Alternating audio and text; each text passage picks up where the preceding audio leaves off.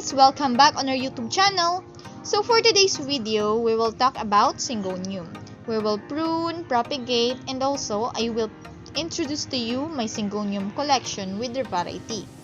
But before we start, kindly click the subscribe button and the notification bell below so that you'll always be notified if I update or upload another video tutorial.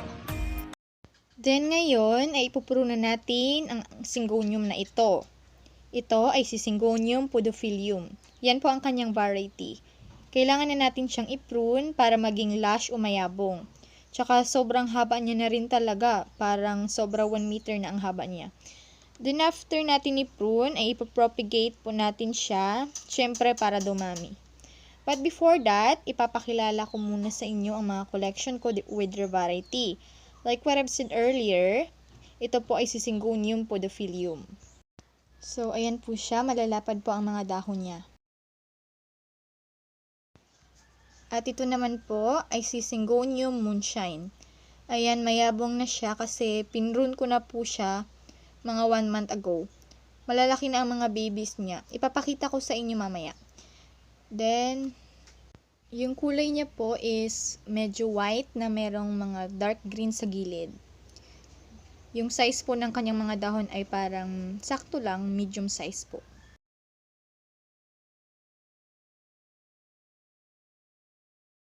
Then, ito naman ay si Menipexi. Sobrang cute ng mga dahon niya, guys.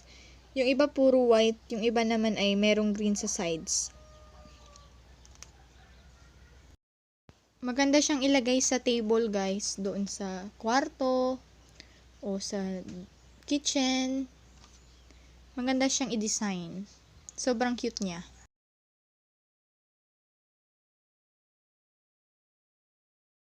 Then last is Syngonium lime green.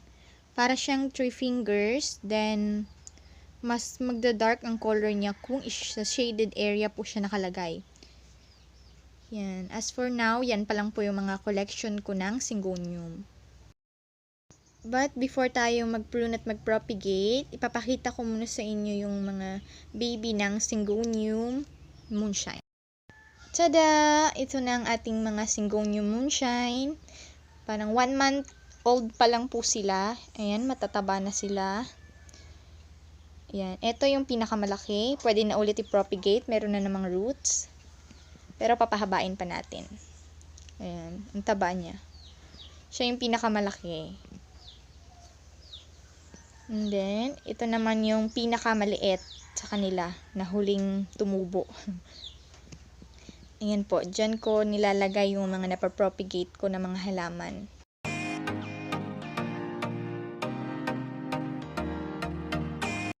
And now, let's start pruning our Syngonium podophyllum. Pipili lang po kayo guys kung ano yung gusto nyong gamitin sa pagpuprune. Kung gunting ba o cutter. So, ngayon, dito ay meron akong gunting at saka cutter. So, ayan guys. Isang gunting, cutter, ayan, 2 cutter. Kung saan po kayo komportable, yun yung gamitin ninyo. Yung sa akin guys, gunting yung aking gagamitin since ito na yung nakasanayan ko. And then yan, puputulan na natin ang ating Syngonium. Dahan-dahan lang po. Ayan. Okay, so yan na po. Sobrang haba niya. Sobra 1 meter. Ayan. So, hintayin natin kumapal yung mother plant natin na Syngonium podophyllum. Ayan na siya. Magiging makapal na siya. Ayan. Sobrang ganda niya. Malalaki yung dahon niya kasi malaki yung lalagyan po.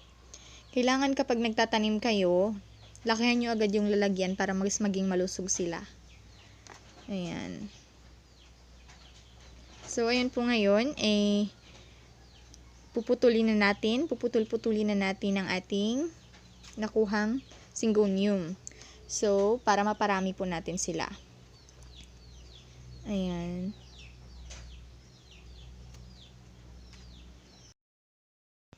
Ito na guys, magpo-propagate na tayo.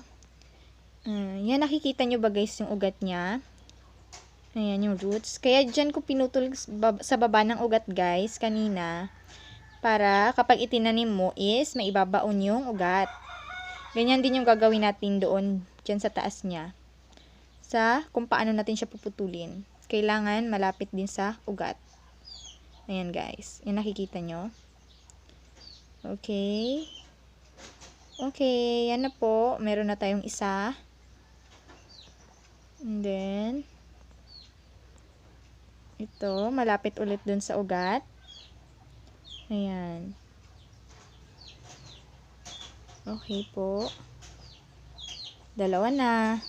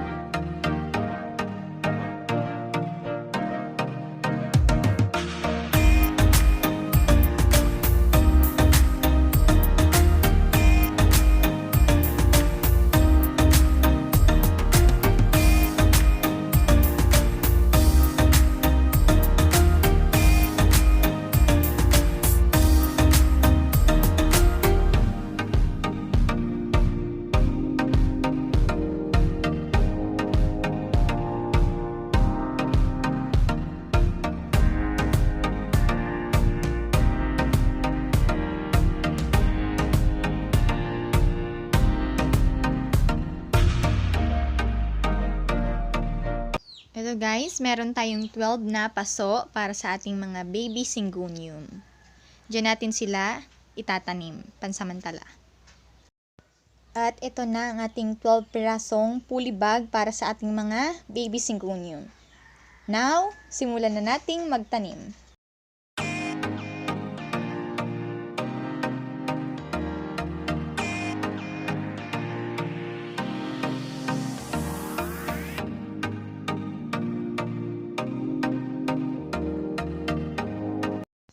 Okay, unahin natin to.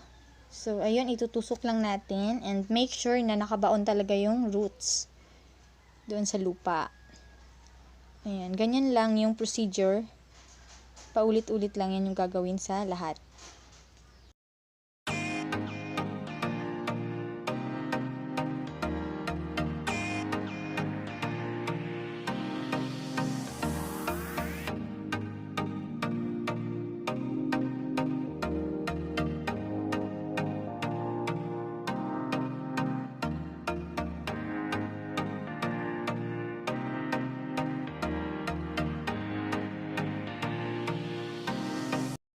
Then, maghanap kayo ng shaded area na pwede nyong paglagyan ng mga baby syngonium. Yung sa akin ay dito ko muna ilalagay.